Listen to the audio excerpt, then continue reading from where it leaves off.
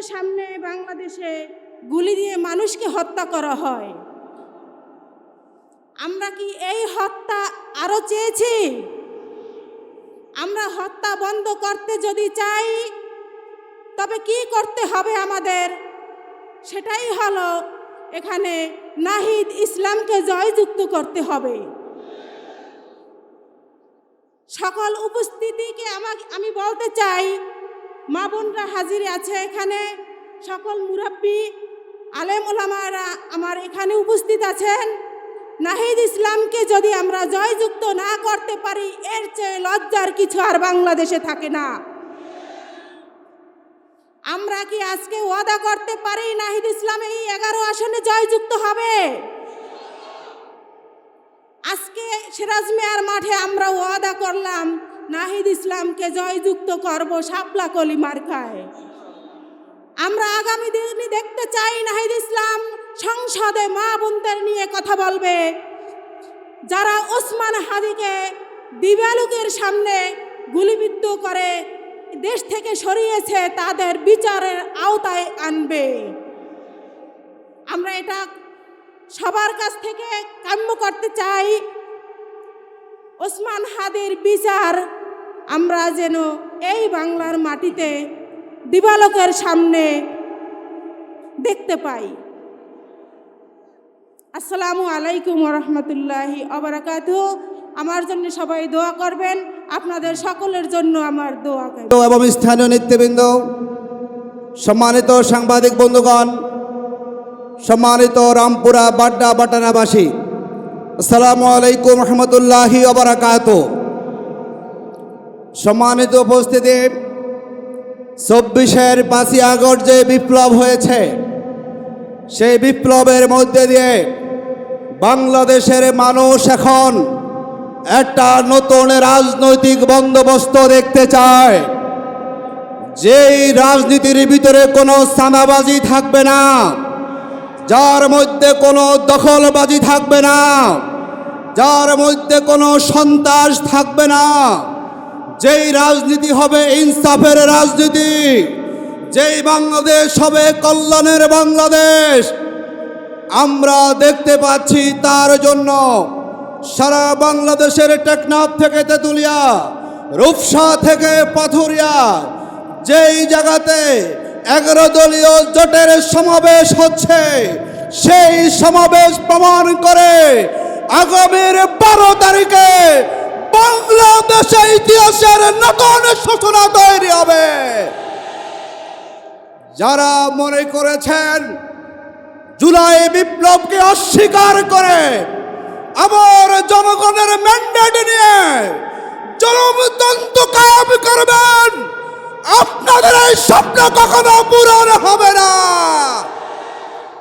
যার জন্য আমরা দেখলাম গণজোয়ারে ভীতসন্ত্রস্ত হয়ে যিনি আগামীর বাংলাদেশের প্রধানমন্ত্রী হওয়ার স্বপ্ন দেখছেন তিনি এখন বক্তব্যে আবল তাবল বলা শুরু করেছেন না।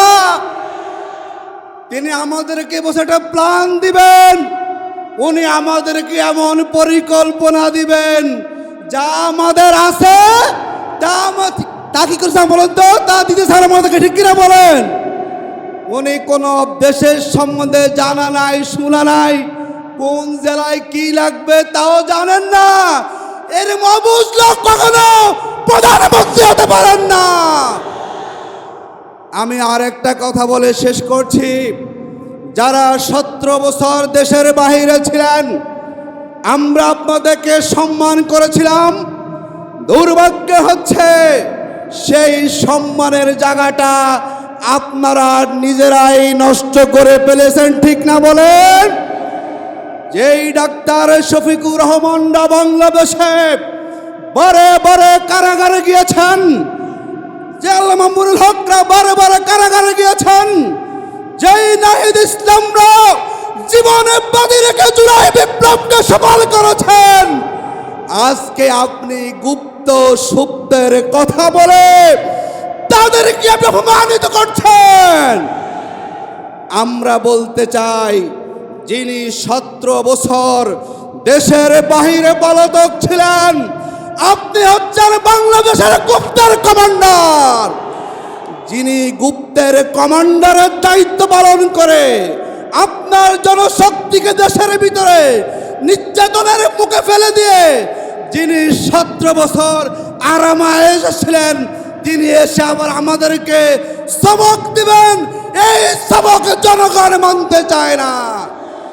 আসর আগামী 12 ফেব্রুয়ারি যেভাবে সারা দেশে গণজোয়ার তৈরি হয়েছে, আমরা আশাবাদী আমাদের এই মঞ্চে আগামীর প্রধানমন্ত্রী বসে আছেন ইনশাআল্লাহ।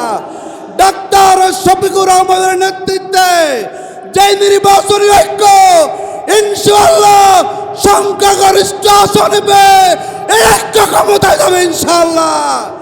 এবং ডাক্তার শফিকুর রহমান হবেন আগামীর মানবিক বাংলাদেশের প্রধানমন্ত্রী।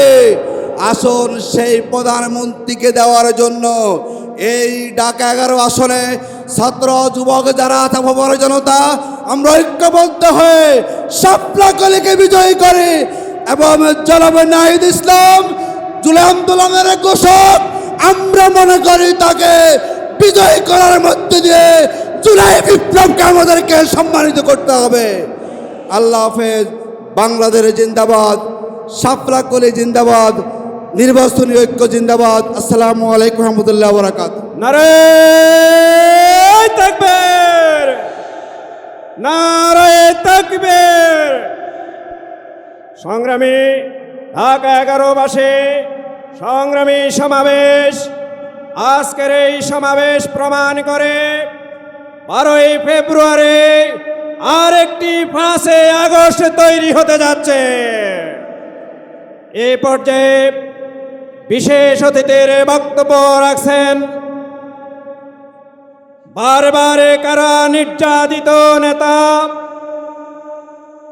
গণমানুষের প্রিয় নেতা আল্লামা সাইখুল হাদিস, বাংলাদেশ খেলাফতে মজলিসের সংগ্রামী আমির জননেতা জনাব মাওলানা মামুনুল হক।